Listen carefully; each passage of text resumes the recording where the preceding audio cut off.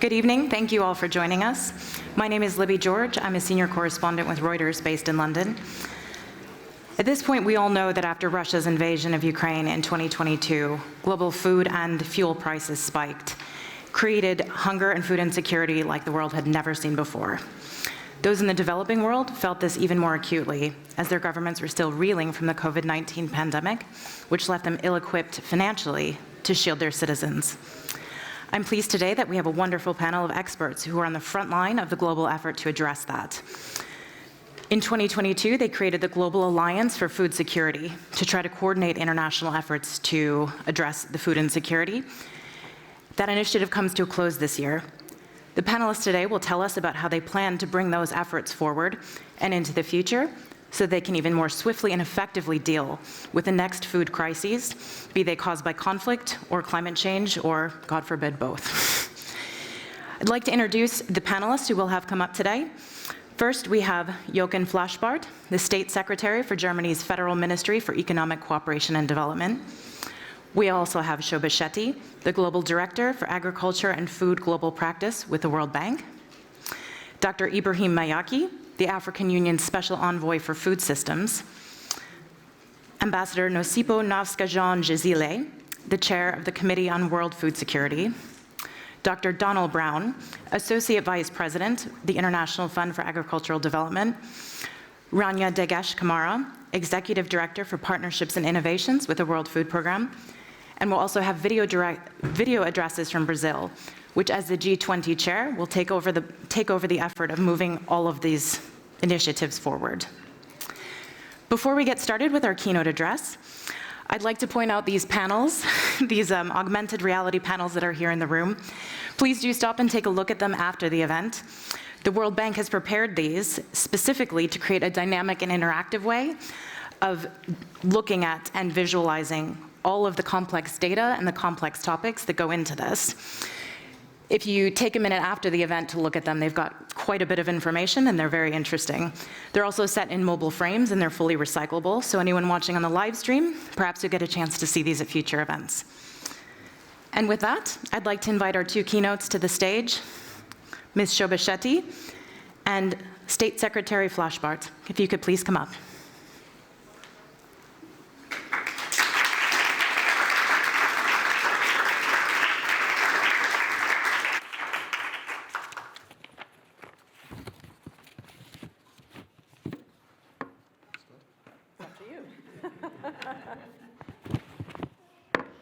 So sorry about that. At the end of the day, we are a bit confused, so I thought I'm the second.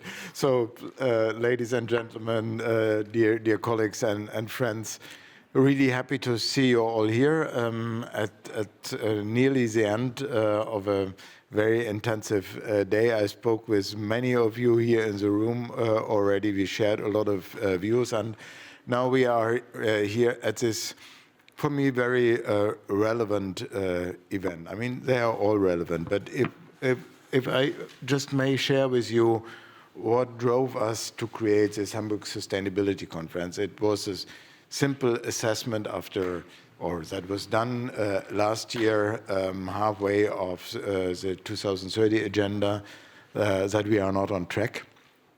And then we are stating, okay, we had a lot of crises, such as the COVID pandemic.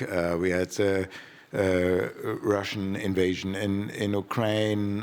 Now we have the Middle East, and you name it.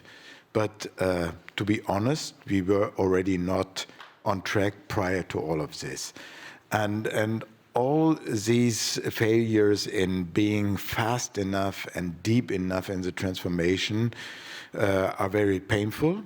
But the most painful one is that too many people are suffering from hunger. That is the indicator number one, that we are doing not as good as we should. And that increased 2 years ago.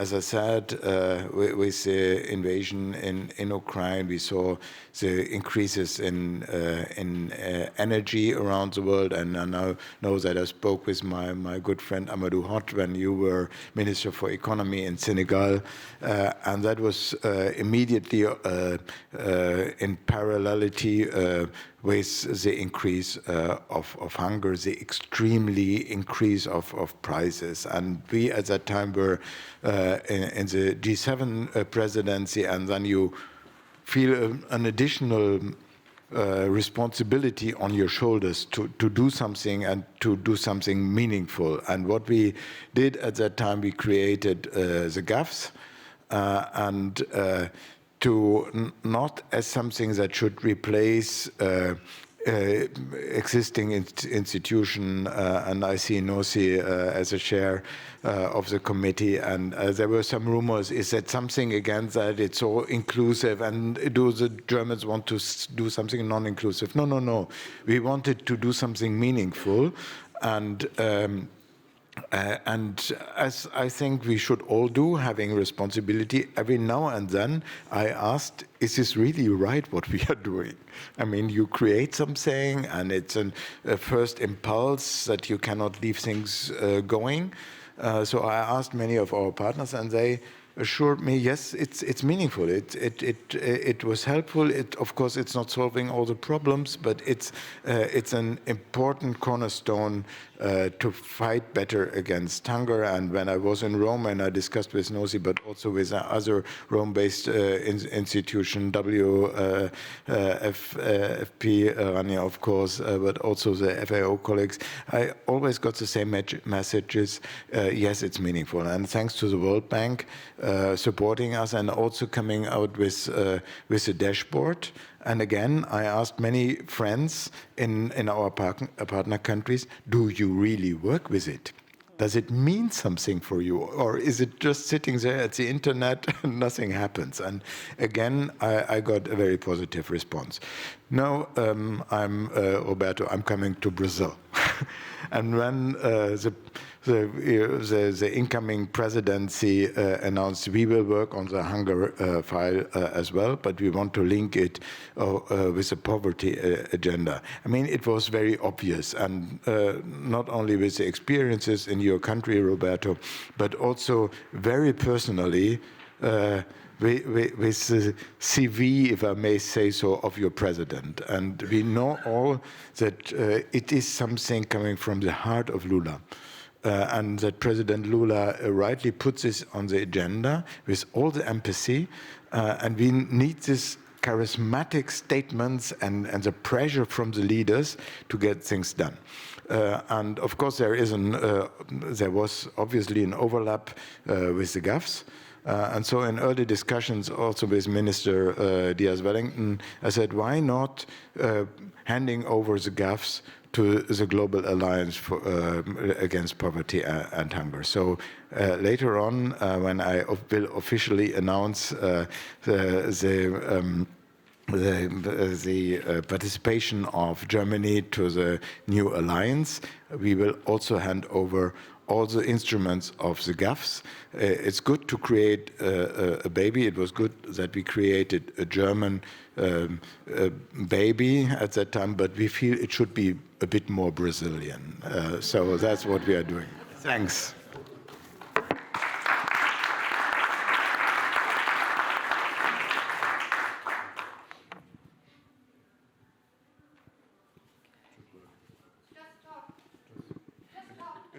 Oh, just talk. Okay, it works. Okay, great, wonderful.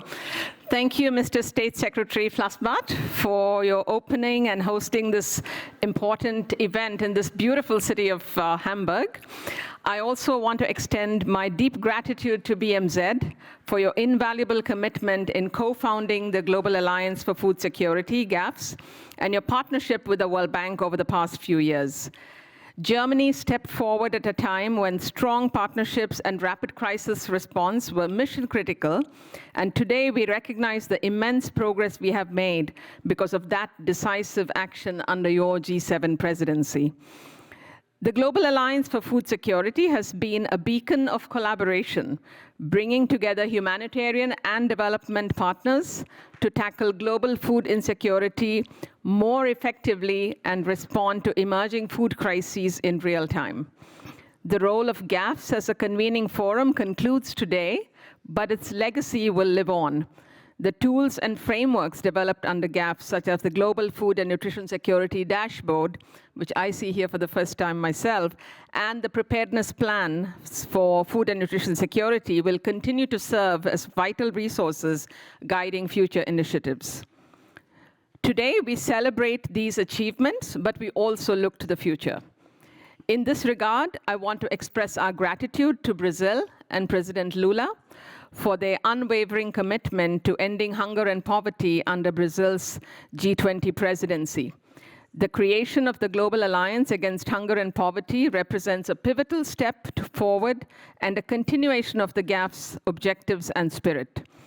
The World Bank Group is honored to serve as the lead knowledge partner for this alliance, contributing hunger solutions such as our expertise in adaptive social protection systems or the preparedness plans, which have recently been submitted to the Alliance's policy basket, as well as coordinating knowledge exchange on hunger, poverty, and social protection.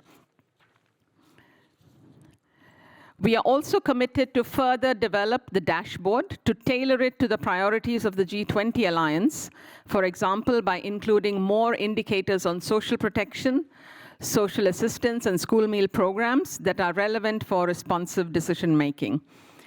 Food and nutrition security is a complex challenge, as we all know, deeply intertwined with many of today's global issues. Climate change, economic instability, geopolitical tensions, and technological disruptions all impact our ability to ensure that people around the world have access to sufficient, nutritious food.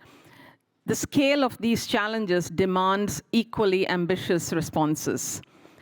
Considering these challenges and opportunities, I'm proud that the World Bank Group is stepping up its efforts through the Global Challenge Program for Food and Nutrition Security, which was discussed at our board last week. This program will help defragment the donor and financial landscape and deliver impact at scale, focusing on 3 action areas: crisis prevention, preparedness and response, and innovative solutions for nutrition and healthy diets, as well as low emissions and climate resilient food systems. Let me take them one by one. Scaling food and nutrition security, crisis prevention, preparedness, and response. We will scale preparedness plans for food and nutrition security crises and adaptive social protection programs at country level to create a comprehensive early crisis response system. Scaling innovative cross-sectoral solutions for nutritious and healthy diets. We will deploy effective solutions to combat undernutrition and ensure that children and adults receive the nutrients they need for optimal growth and development by promoting healthy diets and nutrition and incentivizing the private sector to increase and improve the supply, accessibility, and affordability of nutritious foods. Scaling solutions for low emissions and climate resilient food systems. We will promote a sustainable climate-resilient food economy by scaling technologies and investments that increase on-farm productivity while lowering emissions, investing in sustainable infrastructure, and championing policy and institutional reforms to facilitate food systems transformation. Key tools developed under GAFS, like the preparedness plans and the Global Food and Nutrition Security Dashboard, will play a central role in achieving these objectives. The preparedness plans will provide governments with systematic frameworks to respond effectively to crises, linking early warning systems with timely financial and programmatic decision-making. The dashboard will continue to serve as a critical platform for monitoring food security risks, tracking financing, and coordinating responses, ensuring that we're better equipped to manage and mitigate future food crises. As we kick off the new Global Challenge Program, I'm delighted to announce the creation of the Food and Nutrition Security Thought Leaders format here at the Hamburg Sustainability Conference, with Germany and Brazil as strategic members. This consultative body will provide expert insights, guidance, and strategic advice to enhance the GCP approach to global food and nutrition security by fostering interdisciplinary collaboration and ensuring that our solutions are both innovative and grounded in a deep understanding of the global food system. The thought leaders will serve not only to shape the program strategy, but also to explore broader issues affecting food and nutrition security, ensuring that the Global Challenge Program remains responsive to emerging challenges and opportunities. In closing, our mission is clear. We must step up our game to get the goal of zero hunger back on track to realize the dream of a world free of hunger and poverty on a livable planet by 2030. We must act decisively, innovatively, and collaboratively to confront the global food security challenges ahead. By leveraging partnerships, investing in sustainable solutions, and mobilizing resources effectively, we can all ensure a more food-secure future for all and make our collective dreams into a reality. Thank you very much.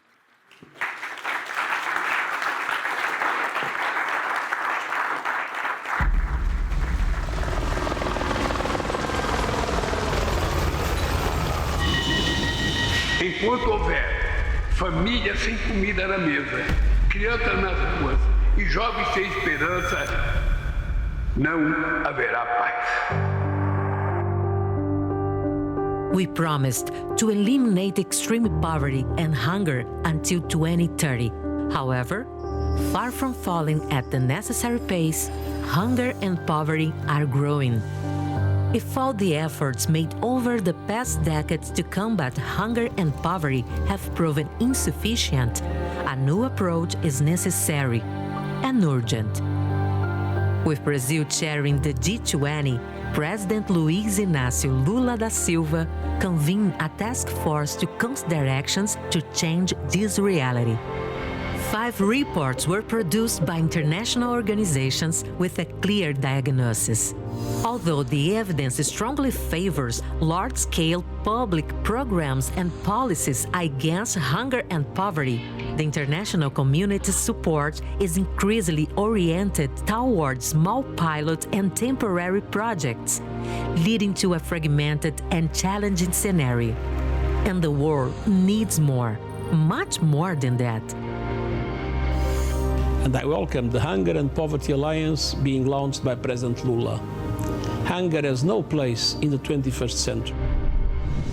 The Global Alliance Against Hunger and Poverty, an innovative initiative whose founding documents were approved by the G20 in July 2024, brings together countries, international organizations, and entities committed to creating a focused and action-oriented coalition.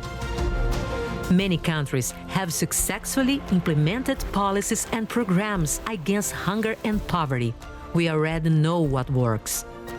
What we need is to scale up finance and channel financial support and knowledge to where they are most needed, transforming lives. A aliança combina interesses de países através de modelos e políticas públicas com eficácia comprovada e financiamento para sua implementação, com escala e alcance.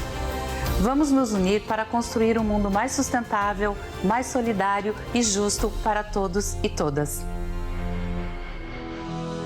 Meus amigos e minhas amigas, o tempo para cumprirmos a nossa promessa de atingir os objetivos do desenvolvimento sustentável está se esgotando rapidamente. Essa é a nossa última oportunidade de alcançar essas metas. Embora a Aliança Global contra a Fome e a Pobreza tenha nascido no G20, ela pertence a todo mundo. Por isso, convido todos e todas a integrarem a aliança e se somar a esse esforço pela erradicação da fome e da extrema pobreza, para que em 2030 possamos finalmente falar desses flagelos como problemas do passado. Muito obrigado e eu espero vocês.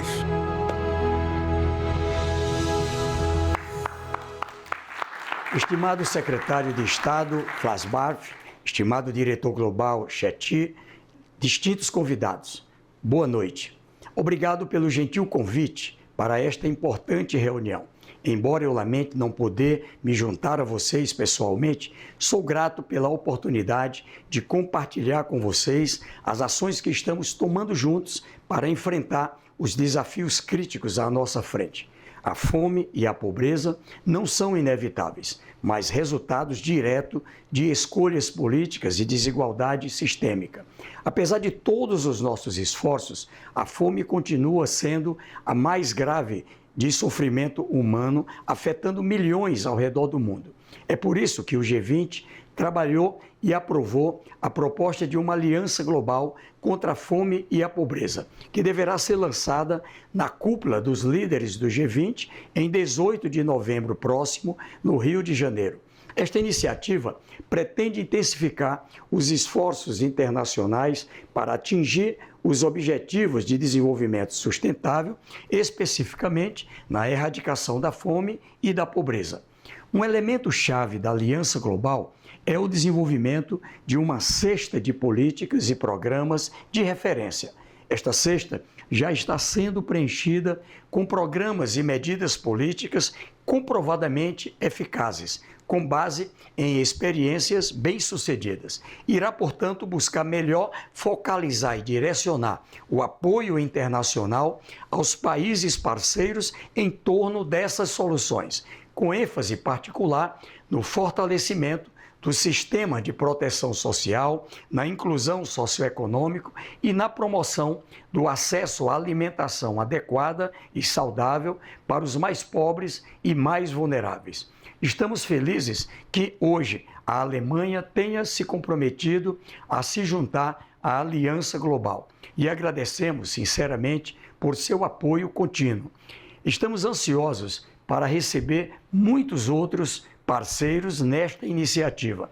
Damos as boas-vindas à declaração de compromisso da Alemanha com a Aliança Global, que com certeza irá inspirar e motivar outros países. No dia de hoje, também marcamos o encerramento das atividades da Aliança Global para a Segurança Alimentar, GAFS, uma ampla rede de parceiros com ideias semelhantes, iniciada pela Alemanha e pelo Banco Mundial no G7. Foi uma iniciativa exitosa, que teve papel muito importante na promoção da coordenação entre atores humanitários e de desenvolvimento em um momento em que a segurança alimentar global estava sob grave ameaça. No mesmo espírito de colaboração, a Aliança Global contra a Fome e a Pobreza, nascida do G20, mas aberta a todos os países das Nações Unidas, e se baseará nessas conquistas para aprimorar ainda mais nossos esforços para erradicar a pobreza e a fome. Fico muito contente que as ferramentas desenvolvidas pela GAFS, incluindo o painel global de informações sobre segurança alimentar e nutricional e os planos de preparação contra crises alimentares, continuarão a existir e serão aproveitadas dentro dessa nova aliança global. Agradeço à Alemanha e ao Banco Mundial pelo apoio na integração dessas ferramentas. Integramos os planos de preparação contra crises como uma opção na cesta de políticas da aliança. Esses planos, que deverão ser implementados pelos países interessados, ajudarão a identificar crises alimentares graves mais cedo e permitirão uma resposta rápida, direcionada e coerente de todas as partes interessadas e relevantes. Também estamos trabalhando em estreita colaboração com o Banco Mundial para expandir o painel global de informações sobre segurança alimentar e nutricional, com informações sobre a implementação de programas de proteção social e inclusão socioeconômica, tornando ainda mais amplo. Será mais uma importante ferramenta de trabalho da nova Aliança Global na luta contra a fome e a pobreza. Também estamos muito satisfeitos em fazer parte do recém-criado Grupo Global de Líderes para Aconselhamento sobre Segurança Alimentar e Nutricional. Acredito que esse formato pode contribuir significativamente para o sucesso e direcionamento do Programa do Banco Mundial sobre segurança alimentar e nutricional e para a transformação da agricultura e dos sistemas alimentares, ajudando a coordenar ações em múltiplos esforços e fóruns com a própria Aliança Global contra a Fome e a Pobreza. Estou ansioso para dar continuidade a nossas excelentes parcerias com muitos de vocês que estão presentes aqui hoje. Juntos, estou confiante de que podemos fazer uma diferença real e duradoura na luta contra a fome e a pobreza. Contem com o Brasil.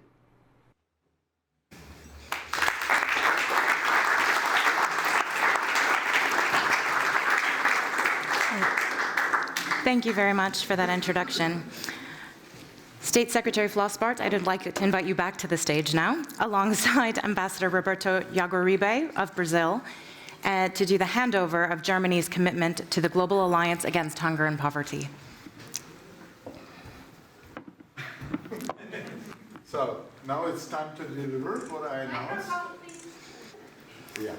Okay, now it's time to deliver. What I announced is we are really happy to hand over, and as the minister just said, the instruments will continue to exist. They are now put in a broader context. I hope, Roberto, it will help the Brazilians serving the world. You are not doing it for yourself, and being instrumental to fight poverty and hunger.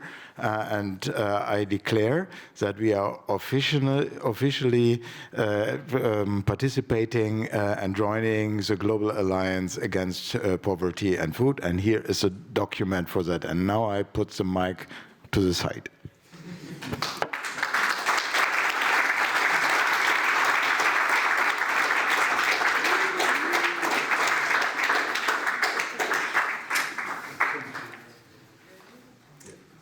Thank you. And Ambassador Jaguaribe, we'd invite you to make a few comments, if you'd like to, on the handover.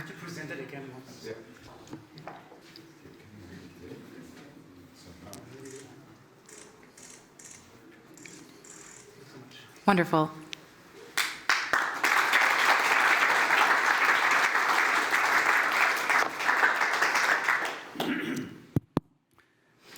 Good afternoon.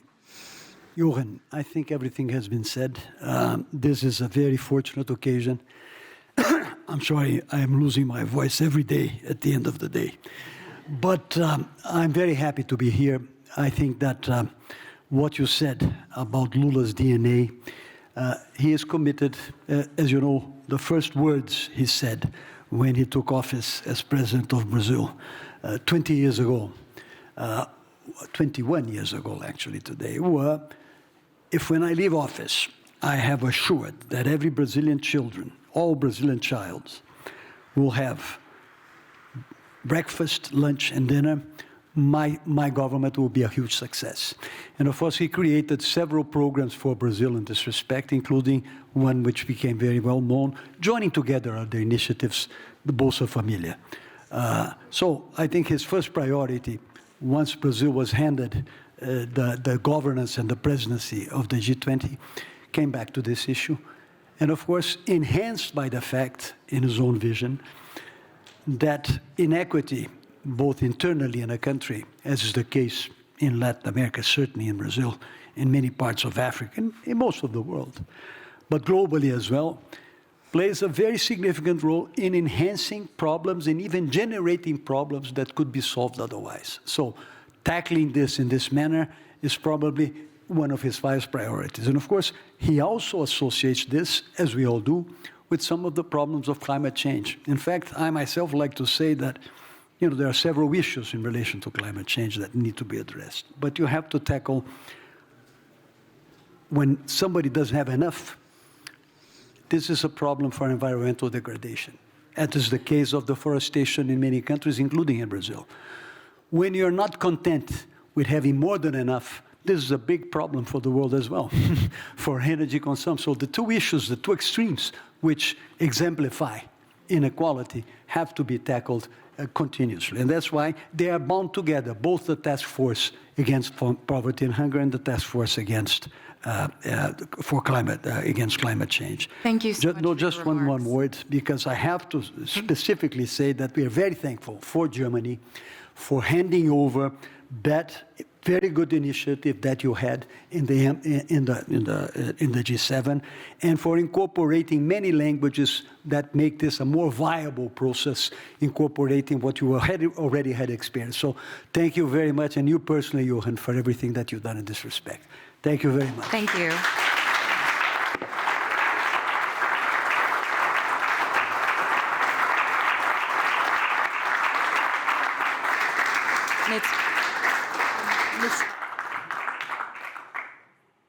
It's wonderful to see such close personal relationships.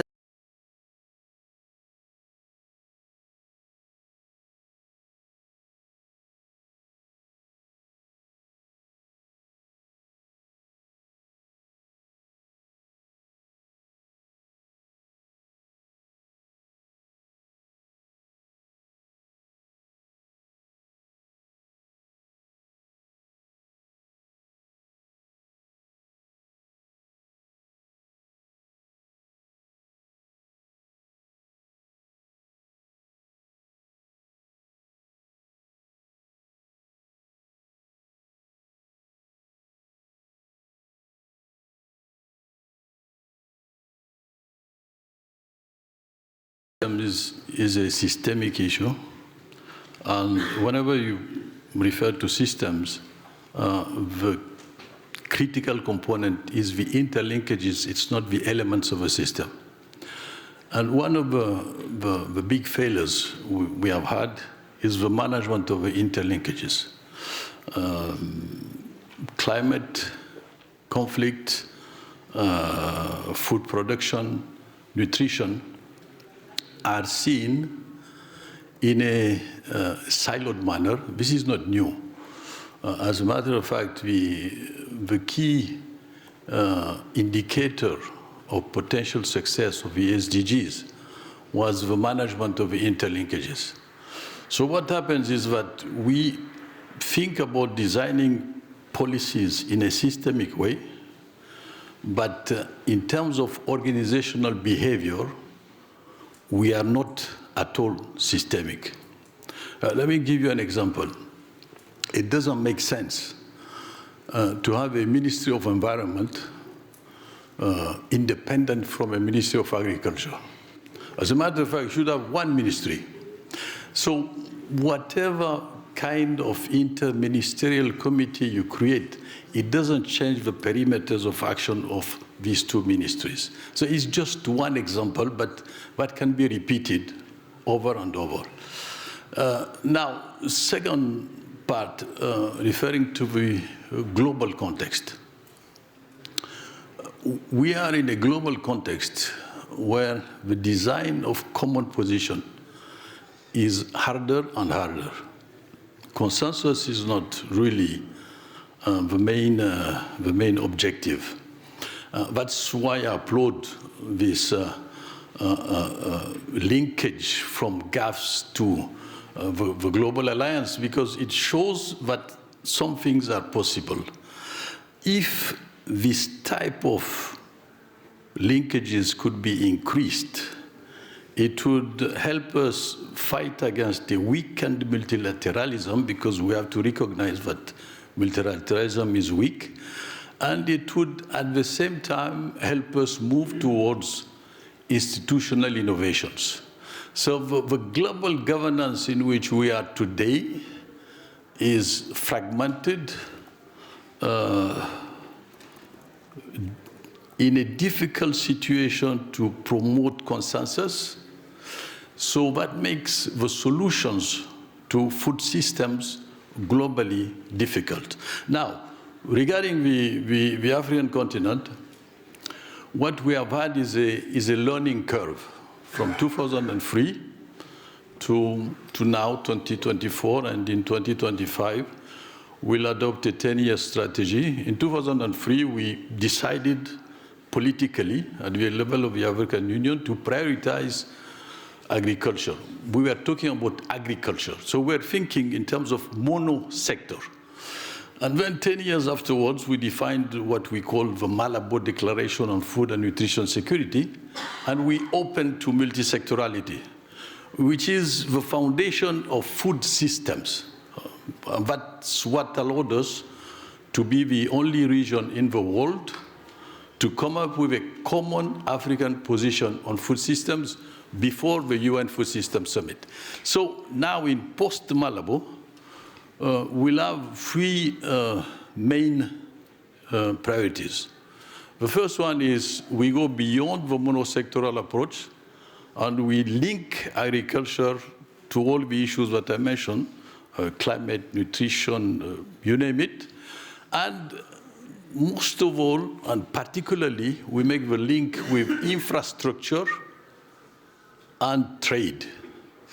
And as we're talking about these linkages, which are so important and crucial, particularly for the continent of Africa, I'd like to invite the rest of our panelists to come join us as well and to continue the conversation. Okay. If you can just stay where you are, but if we can have the other panelists, please come join us. Ambassador Jezile, Mr. Brown, or Dr. Brown, excuse me, and Ms. Dagash-Kamara, if you can please come to the stage as well.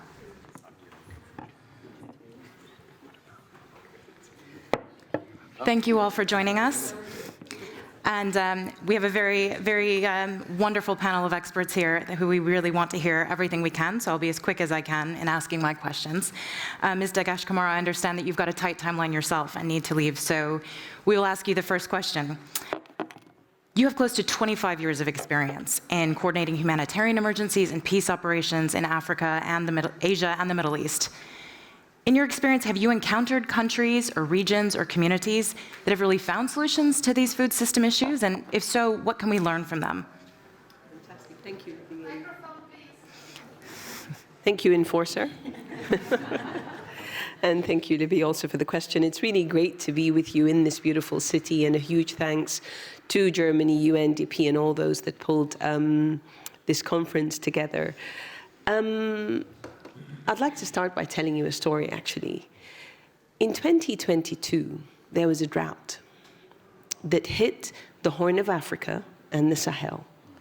It's one belt that's normally affected, and all the countries across that belt are equally, for most part, affected. On the eastern side of the continent, we almost declared a famine in Somalia. It was equally bad in southern Ethiopia and in northeastern Kenya. And 40 million people were affected, 20 million of which were children.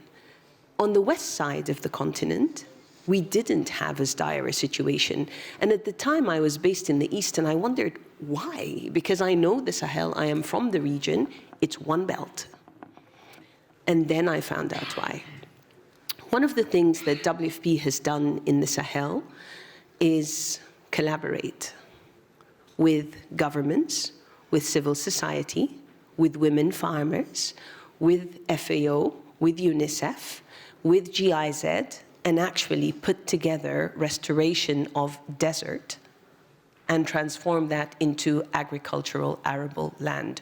With what? With sorghum, which is a staple in my country, but it is resistant to droughts. It was hard to collaborate, but we collaborated. It was hard to coordinate because of the integration that you said. We work in silos, and we managed to do it. It took 6 years for us to see the results, but we did.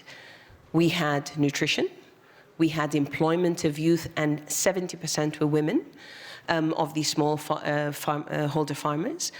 We had school meals, so children were not only educated and came to school, but stayed in school.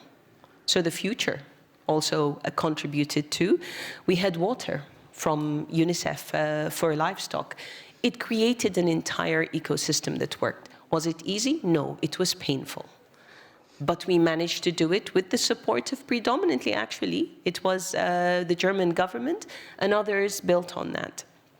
Now, I say this because as a result of that, 500,000 people in that drought belt did not need humanitarian assistance. We saved $54 million that we would have come to all of you asking for the resources to do.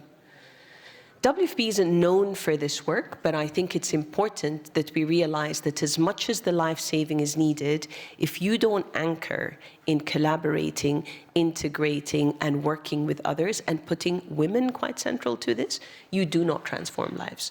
I don't know how much time I have, but I would say these were the key takeaways, and localizing. The CSOs were a huge learning for us. Wonderful. Thank you so much for that.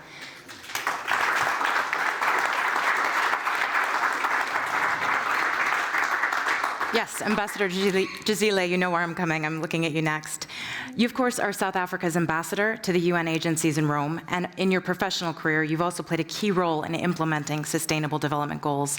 I'd like to take this to kind of a higher level with you and ask, what can global organizations do to prepare for something as chaotic and unpredictable as climate change when it comes to its impact on food security? Well, firstly, thank you very much for this opportunity. And I wanted to hone on the earlier conversations. Firstly, food grows on land and soils.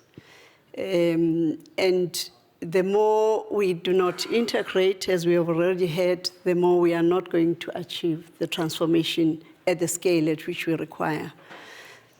And I was thinking as I was coming here that we operate during complexity, more complexity. And we have been dismal in actually ensuring that we do transform agri-food systems to achieve food security when we had no serious disasters. And I'm talking 10 years ago, at least as a minimum. And now we are approaching 2030, and we are still talking about ending hunger.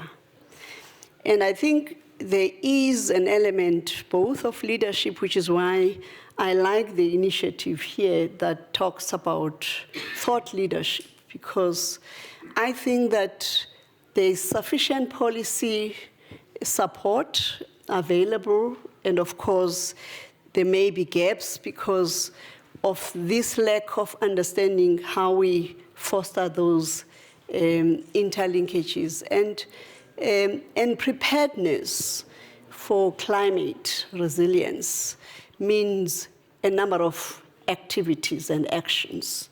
You do have to manage your soils well. You do have to manage what you grow, and you do need the knowledge about what can really prosper. And you need human resources. And I was at the G7, which is why I like the fact that there is now Germany handing over to Brazil a tool and an instrument that we can build on, because we also did not facilitate alignment between G7 and G20, and this is the first time there is consciousness in doing that. Italy was hosting the G7 Ministers of Agriculture a week ago, and we had farmers' unions from all the G7 countries and the African continent. And one of the key elements to achieve at least the aspect which we always brush over in respect of nutrition is to know what the consumers want. A farmer and a consumer are very close to each other. We operate at a global level, and globally we have managed conversations and negotiated instruments, and now it's time to get to the ground and implement. And the closest to implement is those communities with municipalities, and the role of cities in diplomacy is what we have underestimated to actually get the rubber to hit the road. Thank you. Thank you so much for your comments, Madam Ambassador. So now we've heard about some things that have worked, some missed opportunities. Dr. Brown, I'd like, from your role at IFAD, what can be changed? How do we get past the barrier of incremental reforms to broader and more real transformative policy changes so we can bring all this together into the next level? Thank you. And Again, thank you to Germany for hosting this, and I just wish I had more than 24 hours to enjoy Hamburg, but maybe next time. So I think, for me, there's two things here. There's still a real profound lack of urgency in addressing the issue about food systems. And I talk about food systems because I think it links to my second point, which is we've tended to look at food through the eyes of agriculture and production. And this is why I think the importance of talking about food systems, and this is about this thought leadership again, is so important, because it goes from production through to processing, through to distribution, through to consumption. It goes through the whole cycle. And at one level, I think there's a complacency. You know, the world's population has gone from sort of 3 billion in 1960s to 7.58 billion now. There are 700 million plus people are hungry, but the majority of people in the world have access to cheap food. So there is no urgency, but it's not a sustainable system in any shape or form, and many, many people are missing out. And, you know, that urgency is not there, and the crisis will hit us. I mean, we're already seeing food insecurity increasing, as has already been said. We've also seen that climate change is having a real impact, and obviously food production is a major contributor, but also will have a major negative impact from climate change. But thirdly, because people are so used to cheap food, that actually the people that produce those foods, you know, 84% of the 570 million farmers in the world are small farmers, less than 2 hectares. Most farmers are generally not getting paid a fair price. There aren't decent wages in the agriculture sector, in the food sector. So we need to improve the livelihoods of those that are actually producing our food. We need to address the issues of climate change. And then linked to that, we need a real bonfire to say there is an urgency here. And I think, you know, that's what needs to happen in that context. And thank you. That comment goes directly into what I was hoping to ask Mr. Mayaki. But let me just finish. Mm-hmm. So the last thing is, what do we do about it? Well, actually, as you're about to ask Dr. Mayaki, what the food systems, the national pathways to food transformation, which are actually in many ways being led out of Africa, are the way you bring that together into that side of things. So it's nice to see it. What's missing, though, is a sense of accountability and financing to go with that. So the financing needs to flow, but we need to hold people accountable, both on the continent, internationally, private sector, to providing that financing. And that's the key, is making those national food systems work. Thank you so much. And I wish we had twice the amount of time for this panel. I think it absolutely merits that. Your question just changed. Do you agree or not? Yeah, yes, I mean, I suppose so. I mean, I was going to ask about how you felt about, you know, small-scale farmers becoming involved, but I mean, no, it's a good point. I would like to know if you agree or not with the comments. The key issue. Oh, yes. As Dr. Brown was saying, 80% of the food we eat in the continent, in Africa, is produced by small-scale farmers, and he made a reference to a statistic at global level. The issue here is not technical, it's a political issue. Fundamentally, it's a political issue. All the technical solutions do exist, but there is no political solution, except in a few countries, which really tends to empower small-scale farmers so that they become micro, small, and medium entrepreneurs, and are seen as the private sector. So what are the best practices in the countries that succeed in having a farmer-focused approach? First of all, they don't plan top-down. They plan a combination of top-down and bottom-up, and they listen to the farmers and the farmers' organization. And that's what the national pathways, by all the convening processes, did. Secondly, they have redynamized all the systems of capacity development and training of farmers so that they can be adequately empowered. You remember we had many raids of networks of training, which were disbanded some 20, 25 years ago. So we are being redynamized, and this is fundamental. Because at the end of the day, it's a question of justice, and it's a question of political power. Because policy design is not always a rational process. Policy design is the consequence of power relationships. So the more farmers have power, the more they can influence the policy design process. Thank you so much for your remarks. I'm former head of policy. I will disagree with that. On that note, we'd like to thank our panel members. And as a very last address, we're turning back to the political side, so it's quite appropriate.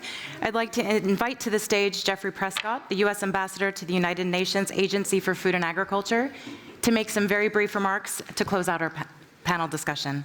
Thank you so much, and that was such a rich discussion, and I agree, we could keep it going for a long time. How do we close out such a bountiful conversation? I can't help but reflect on the enormous responsibility that all of us in this room have. Farmers, first and foremost, leaders, experts, policymakers, advocates. We have to literally feed the world. And we know the scale of the challenge. We've heard it tonight. Global demand for food will increase by 50% by 2050. And when it comes to conflict, climate, even locusts, extreme weather, we are not on track to meet that demand, as you've heard.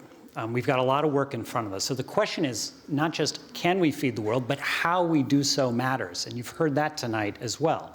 It has to be done in a smart, nutritious, climate-smart, responsible way. So let me make three very quick points that I sort of took away from the conversation we just had. First, we have to face the fact that when it comes to the climate crisis, agricultural and food systems do not get their fair share of attention. You look at a conference like this, we're the last panel of the day, maybe one more tomorrow. It's just not at the top of the agenda. Now, we've seen geopolitically over the last few years, it has risen to the top of the agenda. We now know that events in food systems can affect all of us all over the world at once. But this is something we are going to have to pay attention to more seriously. I'm a geopolitical guy, a foreign policy guy, who's now working full-time on food and agriculture. It's something that we're going to have to spend a little bit more time and take seriously. You heard that tonight as well. Second, it's going to take investment, real, actual investment, including by governments, by foundations, by civil society, by the private sector. We've heard some promising ideas on the table tonight. I think some of these new systems that we're putting together and new alliances will help do that. In the United States, we've been investing at home in climate-smart agriculture, billions of dollars over the last few years in the Biden-Harris administration. We know it's going to take innovation in science, research, and development. It's going to take a lot more money flowing into those types of interventions to get us from where we are today. Drought-resistant seeds, for example, efforts to improve soil quality. These are the kinds of things that we're going to have to work on together. And the future of agriculture is going to depend on our ability to push the boundaries of what's possible. Around the world, we're going to have to help each other out as well. And that means setting really ambitious targets about climate resilience, how many people we can reach around the world. Our target is 500 million people by 2030. I think collectively we can do even more. We have to promote indigenous and traditional crops that have been historically underfunded and find ways to make sure they're getting the attention and implementation that they deserve. And finally, we're going to have to build resilience in food systems across vulnerable regions by linking and expanding efforts to build infrastructure, climate finance, address debt distress and the debt crisis, water scarcity, and accelerate agricultural development. We've got to put all these pieces of the puzzle together, which means big institutions are going to have to work together. Finally, the third point, even as we make these investments in the future, we're going to have to simultaneously address the emergencies of the present. We are dealing with famine. We are dealing with more than 700 million people around the world who are going to bed hungry every night. That is completely unacceptable. As I've traveled around the world, I've seen inspiring stories of women, farmers, collectives getting together to improve their own lives, of kids getting food in school, keeping them in school. We have the tools, as you've heard tonight, to do this. We have to find a way to come together to do it together. Now, the United States has stepped up in the last year with another $9 billion in humanitarian assistance, but we're in an era where some countries are looking at drastic cuts, and I think this is where we have to push each other to do a little bit more. Let me just end with this, drawing on this stimulating and important discussion we've been having this evening. If our goal is to build a world where nations can stand on their own, where food systems are sustainable, where farmers, small farmers, large farms can succeed, the solutions we've discussed today are all interconnected. We have to empower countries to become self-sufficient. We need strong policies. We need partnerships. We need alliances. We need cutting-edge innovation, and we need the capacity to implement these changes at scale. That's going to require all of us to work together. It's going to require all of us to spend a little bit more time on this issue, and that's going to require bringing together development, humanitarian assistance, peace building, governments, and the private sector. Thank you so much for your comments, Mr. Ambassador. Thank you very much. I really appreciate it. And with that,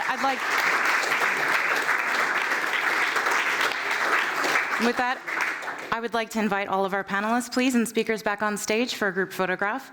And thank you very much for your inputs. I wish we had twice the amount of time. There's so much to discuss, and I look forward to hearing and writing and reading about what you have coming in the future.